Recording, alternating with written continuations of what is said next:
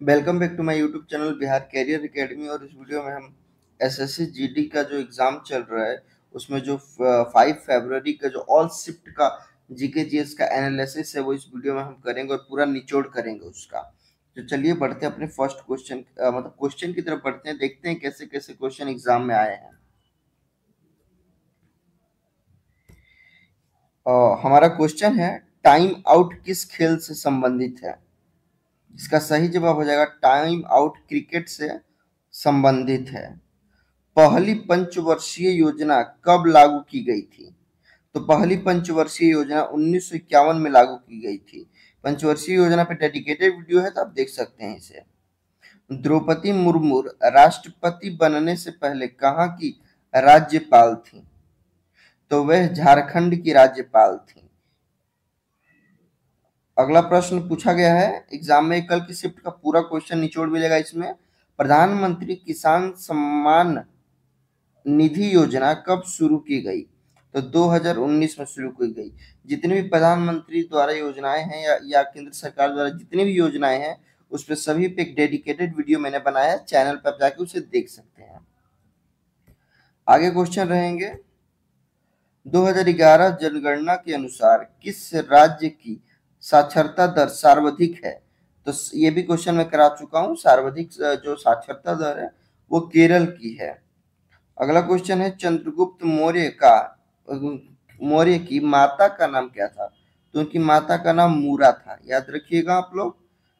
साल 2011 की जनगणना के मुताबिक किस राज्य में पुरुषों और महिलाओं की साक्षरता दर सबसे ज्यादा अंतर था? तो वो राजस्थान में थे। याद रखिए सबसे ज्यादा साक्षरता दर, मैंने साक्षरता दर भी बताया क्या होता है कि कितने पुरुष पे, याद रखिए कितने मेल पे कितनी फीमेल, इसे ही हम साक्षरता दर कहते हैं। तो राजस्थान में है। आगे कुछ क्वेश्चन देख लेते हैं। हॉकी के खेल में मैदान का आकार क्या होता है? तो इसका आकार आयताकार होता है, याद रखिएगा आयताकार। इसकी लंबाई जो होती है वो 91.4 मीटर और चौड़ाई 55 मीटर होती है। यानी जो लंबाई है 91.4 होगी और ये जो इसकी चौड़ाई होगी वो 55 मीटर होती है। अगला प्रश्न है कच्छ का रण यानी जो कच्छ का रेगिस्तान है उत्सव किस महीने में मनाया जाता है? यानी कच्छ का रण उत्सव नवंबर के अंत से लेकर फरवरी के महीने तक मनाया जाता है। उत्तर भारत का सबसे साक्षर राज्य कौन सा है? तो याद रखिएगा उत्तर भारत का सबसे साक्षर राज्य उत्तर प्रदेश है, यूपी। अगला प्रश्न है ऋग्वेद में गंगा का कितनी बार उल्लेख हुआ है? यानी ये क्वेश्चन मैं करा चुका हूँ। डेली की जो टॉप 25 एमसीक्यूज जो जीके जीएस आती है उसमें भी करा चुका हूँ क्वेश्चन एक बार।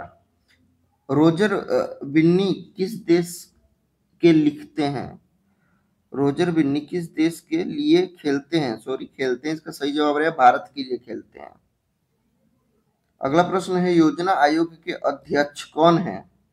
तो इसके अध्यक्ष प्रधानमंत्री स्वयं होते हैं, याद रखिएगा।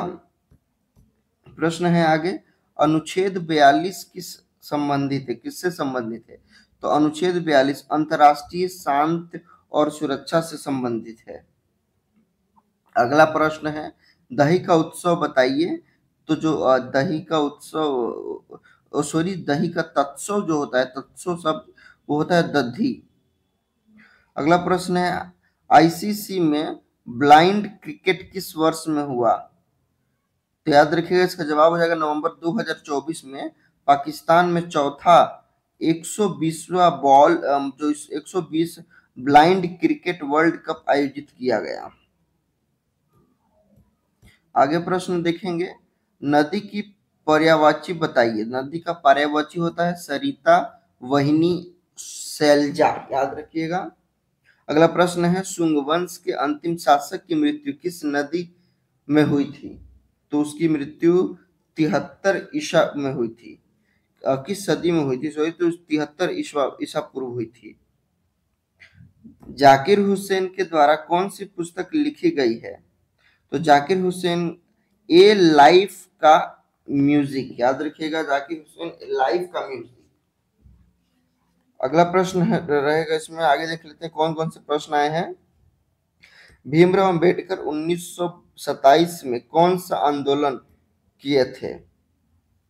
इसका सही जवाब रहेगा 1927 में महाड सत्याग्रह और मंदिर प्रवेश आंदोलन चलाया गया था। अगला प्रश्न है 44वां संविधान संशोधन कब हुआ था? ये क्वेश्चन करा चुका हूं मैं, 1978 में हुआ था। इस संशोधन के जरिए संपत्ति के अधिकार को, जो संपत्ति का अधिकार पहले मौलिक अधिकार में होता था, उसे हटाकर कानूनी अधिकार बनाया गया था। अगला प्रश्न है कमल का पर्यायवाची, देखिए ऐसे भी सब क्वेश्चन आ रहे हैं तो आप पहले प्रिपेयर होके जाइए। कमल का पर्यायवाची पंकज, सरोज, जलज, अंबुज और नलिन रहेगा। मोहिनीअट्टम किस राज्य का लोक नृत्य है? तो केरल का। और डांस पे तो जो मेरे पुराने स्टूडेंट हैं वो जानते हैं कि मैं classical dance and classical dancer से जितने भी रिलेटेड क्वेश्चन है पूरा एक टॉपिक ही कवर किया गया है, जिसमें अवार्ड्स, उनको कौन कौन सा अवार्ड मिला है, कब मिला है, उनकी जन्म मृत्यु, सब कुछ उनके बारे में बताया गया। तो आप वीडियो जरूर देख लीजिएगा इस आई बटन पर क्लिक करके, अदरवाइज डिस्क्रिप्शन में इसका लिंक है, आप वहां से भी जाके वीडियो को देख सकते हैं और उसे सेव कर लीजिएगा प्लेलिस्ट को। और आगे बढ़ने से भी कहना चाहूंगा, पहले कब चैनल को सब्सक्राइब कर लीजिए ऐसे अपडेट पाने के लिए। अगला प्रश्न है आत्मीय सभा के संस्थापक थे? राजा राम मोहन राय जी थे, याद रखिएगा। वर्तमान में शिक्षा मंत्री कौन है? धर्मेंद्र प्रधान वर्तमान में शिक्षा मंत्री हैं, एजुकेशन मिनिस्टर। अगला पॉइंट है शुंग वंश के संस्थापक कौन थे? तो शुंग वंश के संस्थापक पुष्यमित्र शुंग थे। पुष्यमित्र शुंग शुंग वंश के संस्थापक थे। वे, याद रखिएगा, शुंग वंश के पहले राजा भी थे। पुष्यमित्र शुंग का शासनकाल लगभग 185 ईसा पूर्व से 149 ईसा पूर्व तक रहा। अगला पॉइंट है, अगला प्रश्न है डॉक्टर भीमराव अंबेडकर जी के संबंधित प्रश्न। याद रखिएगा उनसे संबंधित प्रश्न बहुत ज्यादा पूछे जा रहे हैं तो आप एक बार प्रिपेयर होकर जाइएगा। डॉक्टर भीमराव अंबेडकर का जन्म 14 अप्रैल 1891 को मध्य प्रदेश के मेहू में हुआ था। ये सब मैं क्वेश्चन में करा चुका हूँ। टॉप 25 की सीरीज डेली अपलोड होती है 12 बजे, तो आप देखना ना भूलें।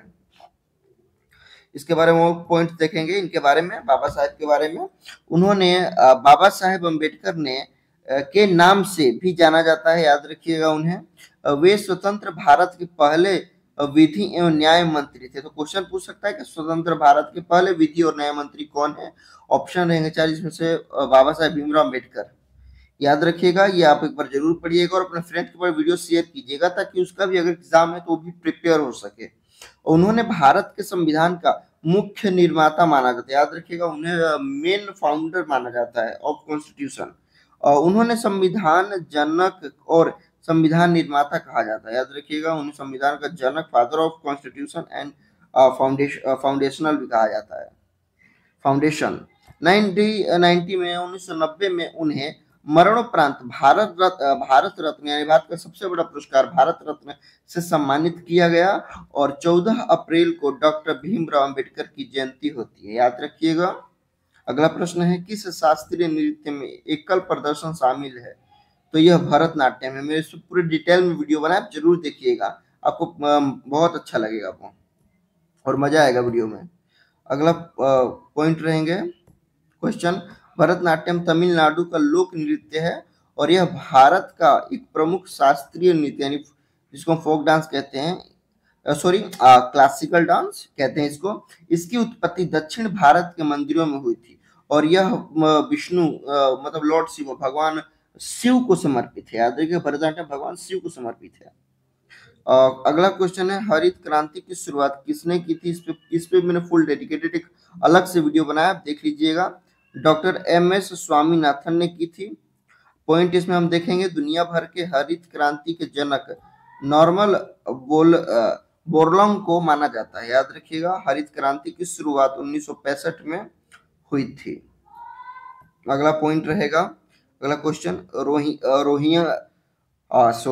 रोहिंग्या मुसलमान भारत में किस देश से आते हैं?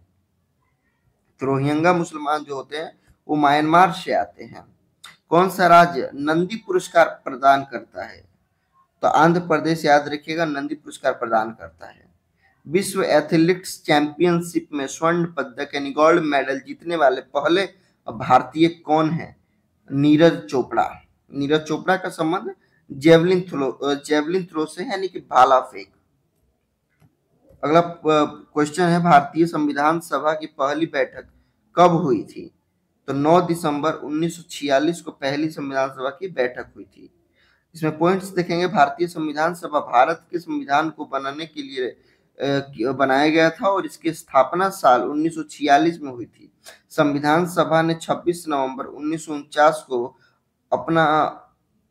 अपना काम पूरा किया और 26 जनवरी 1950 को भारत का संविधान लागू किया था, जिसे हम रिपब्लिक डे के नाम से जानते हैं। क्वेश्चन रहेगा, स्मृति मंधाना का संबंध किस खेल से है? तो उनका क्रिकेट से संबंध है। ये कैसे भी क्वेश्चन आ रहे हैं, आप यहाँ गौर कीजिएगा, क्या वाक्य सही है? जो ये वाक्य है, ये सेंटेंस मैं जाता है, नहीं, ये गलत नहीं है। तो कैसे सही होगा? तो 4 ऑप्शन आएंगे, तो इसका सही जो वाक्य हो जाएगा वो हो जाएगा मैं जाता हूँ। तो आप ये भी ध्यान रखिएगा, प्रैक्टिस कर लीजिएगा। सुख का विलोम क्या होता है? तो दुख, विलोम, पर्यायवाची, ये सभी आ रहे हैं, तो आप एक बार जरूर रिवाइज कीजिएगा। मैं आपको बता दे रहा हूँ किस किस टॉपिक से क्वेश्चन अभी ज्यादा बन रहे हैं। 3 दिन के एग्जाम के, मतलब 2 दिन के एग्जाम के अनुभव से। तो याद रखिएगा, संविधान सभा से, पंचवर्षीय योजनाओं से और नीति आयोग, लोक नृत्य आप जरूर पढ़ के जाइएगा। ये इसका मैंने फुल वीडियो बनाया है, आप इसे जरूर एक बार देखिएगा। आपका जो लोक नृत्य से कोई भी क्वेश्चन होगा, कोई भी, तो वो छूटेगा नहीं।